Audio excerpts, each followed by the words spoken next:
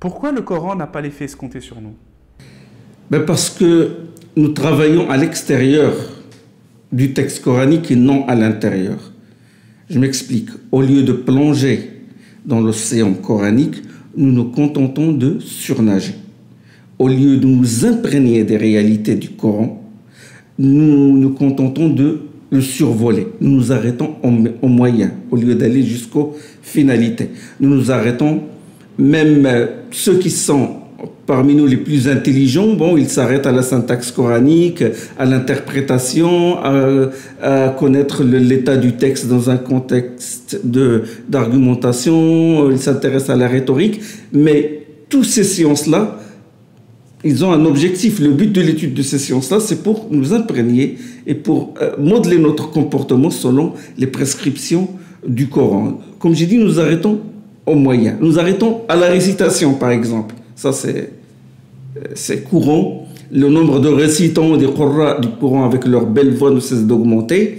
Mais c'est une belle chose. Parce que le prophète sallam, il a dit « Ornez le Coran de vos voix ».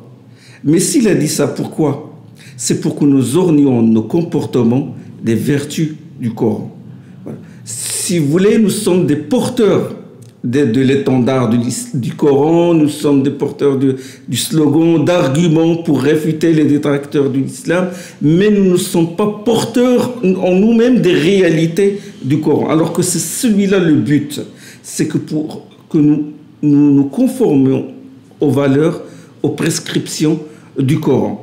Saad ibn Hisham, comme le rapporte l'imam Muslim dans son Sahih, il a interrogé notre mère Aïcha radiallahu anha sur le comportement du prophète sallallahu alayhi wa sallam. Et il lui a répondu, il a dit, est-ce que tu lis le Coran? Il a dit oui. Il dit, ben, le comportement du prophète sallallahu alayhi wa sallam est une copie conforme à ce qu'il y a dans le Coran. C'est un être coranique. Et ses compagnons étaient comme ça, étaient des êtres coraniques, porteurs des réalités. C'est-à-dire qu'ils sont une incarnation de ce qu'il y a dans le Coran. On voit les valeurs du Coran, les prescriptions du Coran à travers leurs gestes, leurs paroles.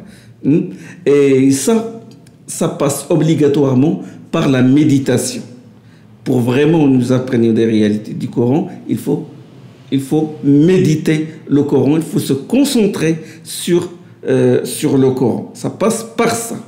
Et quelles sont les causes de ce manque de concentration et de méditation dans notre Oumma actuel? Donc, si on parle de l'actualité, bon, la cause de ce manque de concentration, c'est que nous vivons dans une société qui repose sur un modèle consumériste. L'attention maintenant du consommateur, c'est une insulte finalement quand on dit consommateur, ou on va dire mangeur plutôt, hein? Au lieu de dire un être humain, cet être humain qu'Allah a honoré.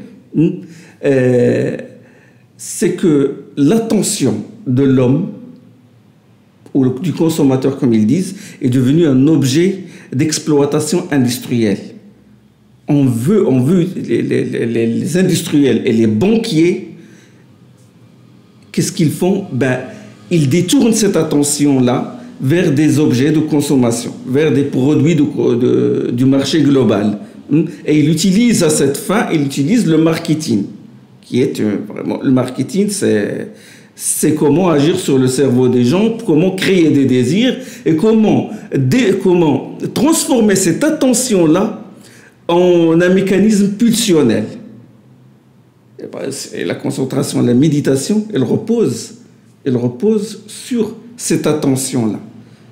Et bien sûr, ce modèle-là, il est destructeur du savoir-faire des gens, du savoir-vivre des gens et de leur concentration sur les choses qui sont très importantes.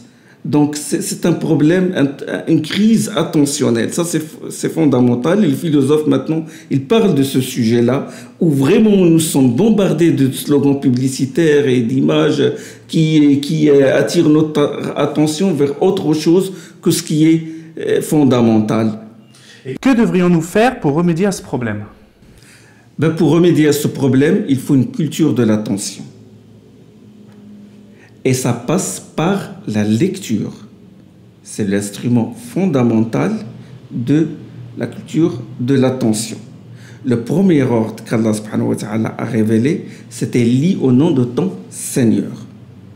Donc, ça c'est le premier ordre. Après, il a révélé au prophète sallallahu alayhi wa sallam « écris ». Noun wal qalami wa ma yasturun. Noun par le qalam et par ce qu'ils écrivent. Il a juré par l'écriture. Donc, nous avons la lecture et l'écriture, des instruments fondamentaux de cette attention qui constitue notre capital fondamental. Parce que les musulmans, son capital, ce n'est pas l'argent, ce ne sont pas les biens de ce monde, mais c'est l'attention et le temps qu'il consacre à la méditation des signes universels et les signes révélés d'Allah subhanahu wa ta'ala. Suivez-moi. Après l'ordre d'écrire, après l'ordre de lire, Allah subhanahu wa ta'ala, il a ordonné au prophète sallallahu alayhi wa sallam de se lever au cœur de la nuit et de prier. Ya ayyuhal muzammil qumil layla illa qalila. Ô toi les mitouflés, lève-toi et veille en prière. Lève-toi la nuit et veille en prière. Et après, dans le verset 4 de cette sourate-là, il dit et récite le Coran en articulant distinctement. Ça, c'est une deuxième étape qui passe après l'entretien de l'attention et qui est la méditation. Et c'est la méditation qui va donner ses fruits. C'est en méditant les signes d'Allah, les versets qui nous appellent à croire en lui, à le craindre, etc. Nous devons, Allah il a demandé au prophète de se consacrer à la prière la nuit pour méditer. Et les compagnons faisaient la même chose. Pour pouvoir, quand ils méditent, quand ils soumettent leur cœur aux ordres d'Allah subhanahu wa ta'ala et aux interdits, qu'est-ce qu'Allah interdit, qu'est-ce qu'Allah a ordonné, le matin, ils agissent conformément aux prescriptions. Et c'est ça le but, c'est que, quand j'ai dit tout à l'heure qu'il faut que nous nous imprégnions des réalités du Coran au lieu de tourner autour, c'est ça.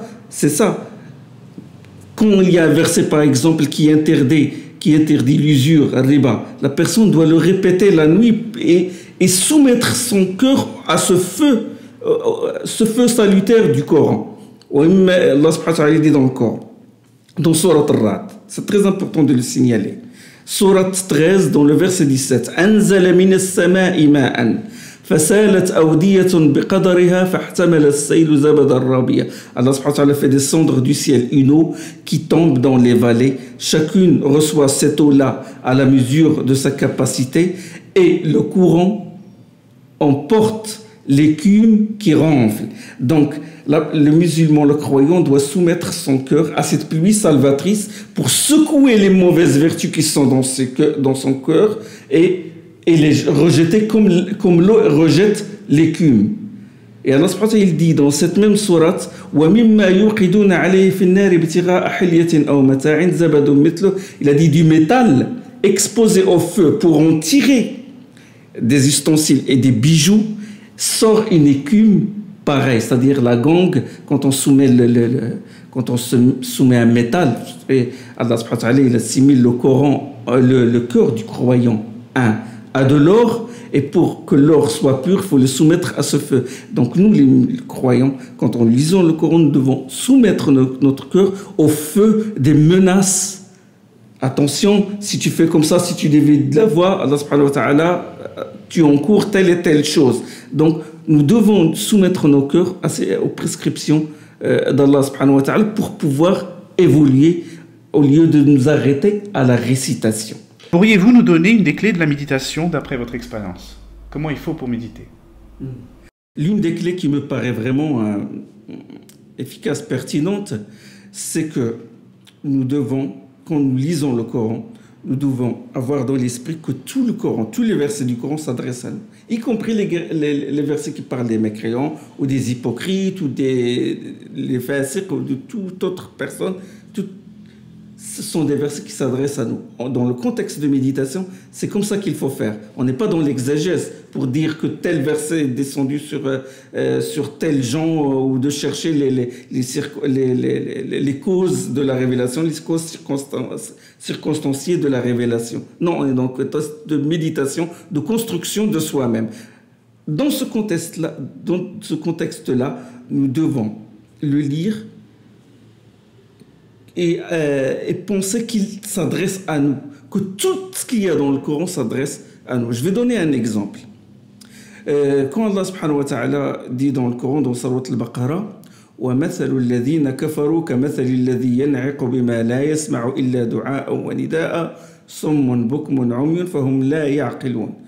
Et le cas de l'exhortation adressée à ceux qui sont mécréants, kafarou, et de celui qui les exhorte est comparable au cas de celui qui crie après un troupeau, qui n'entend que les voix et les intonations.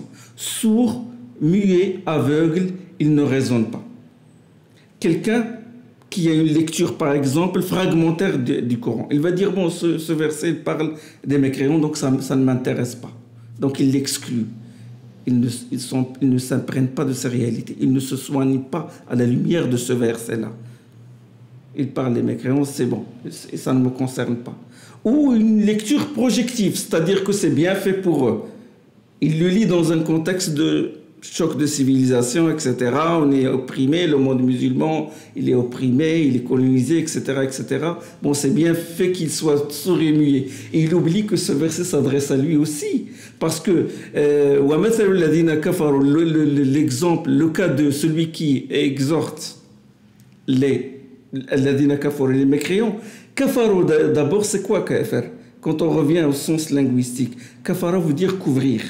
Couvrir. C'est même la même son. Kafara, cover. Kafara, couvrir. Couvrir quoi? Couvrir sa nature, couvrir son intelligence, couvrir ses belles pensées, couvrir ses bons sentiments, couvrir sa voix. Donc, est-ce qu'il nous arrive, nous, à couvrir ces choses-là, notre intelligence et tout? Oui.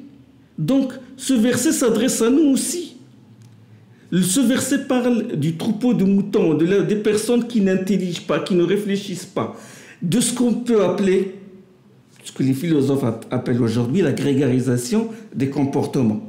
Un comportement grégaire, un mode de vie grégaire. Grégaire, ça veut dire moutonnier. Est-ce que nous sommes nous aussi comme des moutons, comme des... Oui, en réalité, quand on voit la réalité, on est pareil. C'est-à-dire que ceux qui ne sont pas musulmans, on est des consommateurs, on se court derrière les soldes, on est aussi troublé par, on est aussi attiré vers beaucoup de choses. On ne se concentre pas sur l'essentiel et on est standardisé, c'est-à-dire on suit les mêmes choses, on a les mêmes désirs, les mêmes envies. Nous aussi, nous voulons passer le week-end ou les vacances dans un endroit, etc. Nous n'avons pas cette individualité. Donc ce verset-là nous concerne nous aussi. Donc l'une des clés qui me paraît vraiment, si les gens y pensent vraiment, ça va vraiment leur profiter, ils vont évoluer de la méditation vers le bon comportement, c'est de lire dans cet état d'esprit, c'est-à-dire que tous les versets s'adressent à soi. Voilà, bon, je crois que j'ai répondu à cette question. Subhanakallah wa bihamdik, ashhadu an la ilaha illa anta, astaghfiruka wa atubu ilayk.